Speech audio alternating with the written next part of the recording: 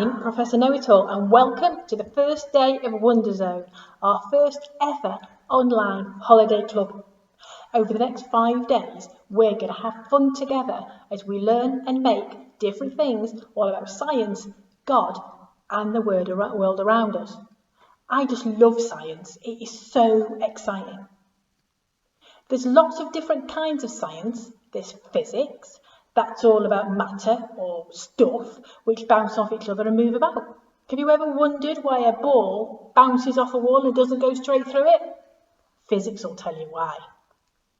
And then there's chemistry, mixing chemicals together and watching the reaction or hearing the explosions in my case. I do like a nice explosion. And then there's biology, which is all around us. Living things, plants, animals, creepy crawlers, birds, and their habitats and us, people. Science uses experiments to discover more about this amazing world that we live in, and that's exactly what we're going to do. We're going to do experiments each day linked to each different type of science and discover how wonderful our world really is. And we're going to look at Bible stories and learn how they link to the science. What will we discover today?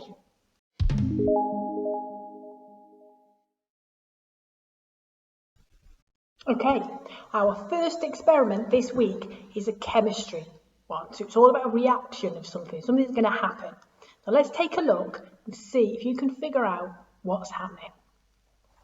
When you have a fizzy drink, they're fizzy because the gas is put in them when they are being made in the bottle factory or the can factory. And they make the fizziness by putting a gas called carbon dioxide into it, which then dissolves into the liquid.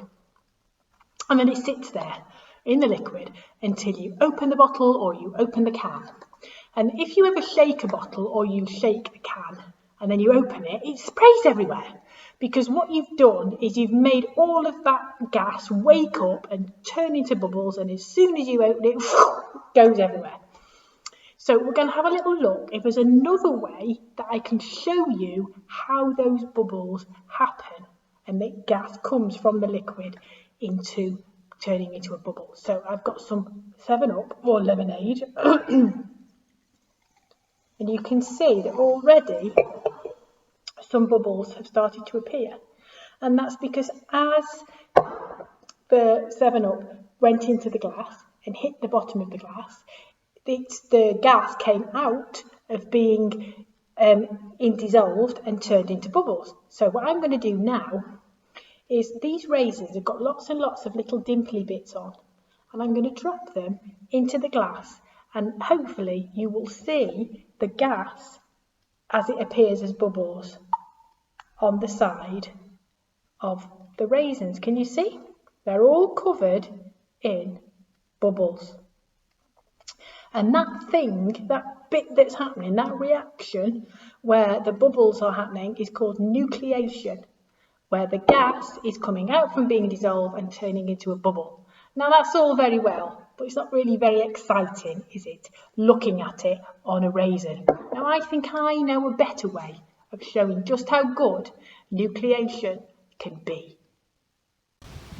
Okay, so don't try this at home. As you can see, I'm a highly qualified scientist because I'm wearing my white lab coat.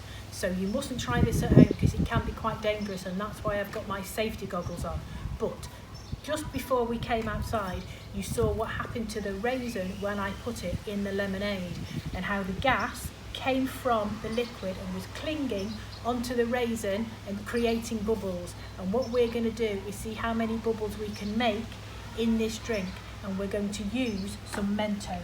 So I'm going to put 7 Mentos, 1, 2, 3, 4, 5, and wobbly, 6, oh I've got 8 in fact, into this tube, and I'm going to put this on the top so they don't fall in quite yet, okay?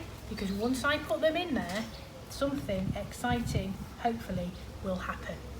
These mints have got on the outside of them lots and lots of little pits, little craters, and just like happened with the raisin, when they fall into this drink, the gas is going to come from the drink where it's been dissolved, and it's going to go into those little pits and create bubbles, and hopefully we'll get to see something quite exciting. So, are we ready? 3, 2, 1.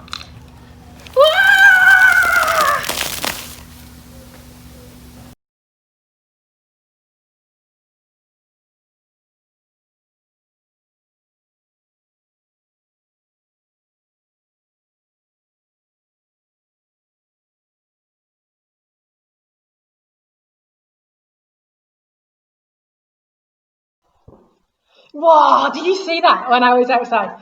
The gas was released by the Mentos has literally pushed all of the Coke and liquid out and into the air, straight up like a volcano. Told you it was going to be exciting, and now you know why I said don't try this at home. What a fantastic experiment. We really have discovered something today. But now it's time for today's story.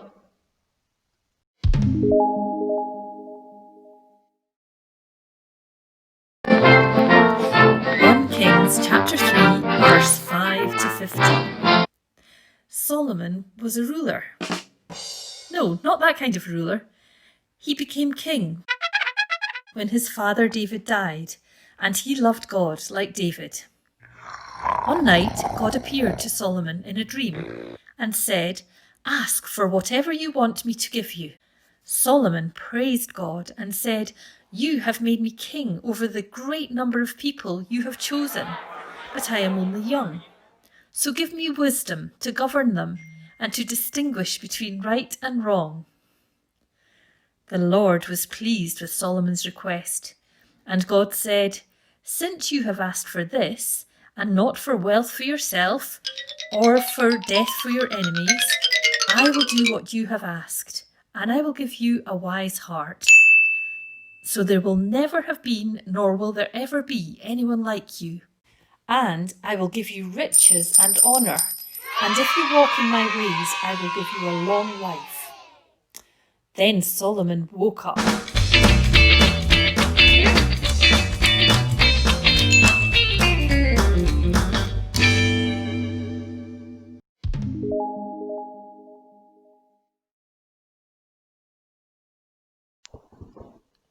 That was a good story. I do like the story of Solomon because he seems like he's just an ordinary guy who wants to do the right thing.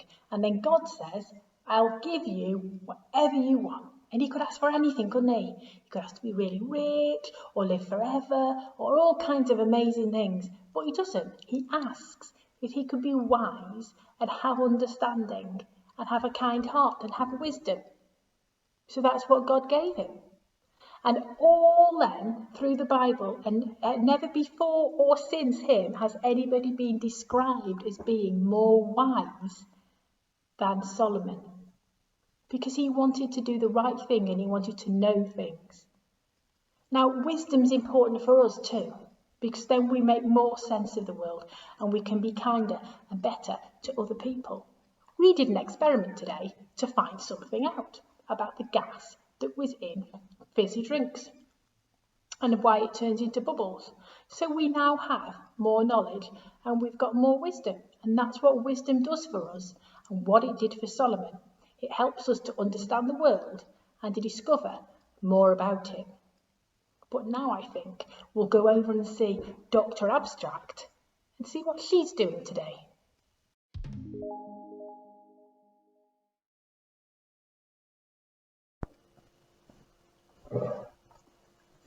Hi, I'm Dr. Abstract, and welcome to my lab, or should I say studio. We're going to be doing some crafty experiments today, and for the rest of the week. Each one something to do with what you've been doing with Professor Know-It-All. Now, today we are going to be thinking about an experiment that happened with the Coke bottle when it went shooting into the sky in a big explosion. And we are going to be making an explosion picture. And what you're going to need is some paint, and I've got mine in a little kit, or it can be any paint that you've got, some water, and some paintbrushes. I've got all different sizes here, and you need to be super careful not to get in a mess. I never get in a mess because I take my appearance very seriously. And I know I'm wearing a white coat because I am so important, but it will still be beautifully clean when I have finished.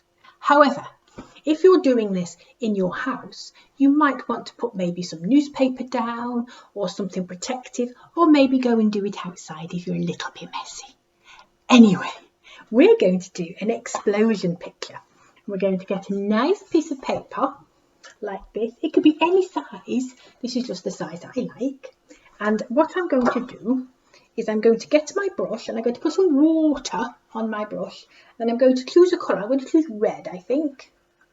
And I'm going to make sure it's nice and wet on the red. And then I'm going to splatter it all over. Let me show you. Look, like an explosion. Now, I'm going to do a bigger brush this time. And I'm going to use some blue this time. I'm going to use my fingers. Well, that's because I'm very careful. I'm going to flick the paint like this all over, because you have to be super careful when you're using paint. Okay, so do be very careful. I'm sure you are being very careful. Use some green. Now lots and lots of lovely green. I'm going to flick it again with my finger. Like that, you see. And then you can see that there's absolutely no problem at all with me because I'm so careful. So careful. Anyway, I think I'm going to go one more colour. What shall I have? Orange. That would be a great colour, wouldn't it? La la la. I do love art so much. Dr. Know-it-all says they're crafty experiments, but we're not really doing that, are we? We're doing art. We're doing art. Beautiful, beautiful art. I just love it. I just love it. So, anyway, oh, got a little itch on my nose. Gone now. So, I did say that it was going to be Malice colour, but I'm going to do one more. And I'm going to use my little brush this time. And I'm going to use a bit of black. I think as if there's an explosion, there's often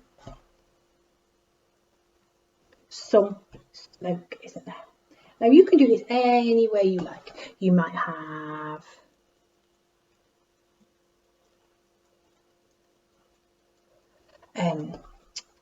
paint, big things of paint, or you might have a little kit like me. All kinds of different things will work for this. So, there we go. Would you like to see mine? That is my explosion picture. And look, I'm absolutely clean, just like I said I would be. Another itch on my nose. See?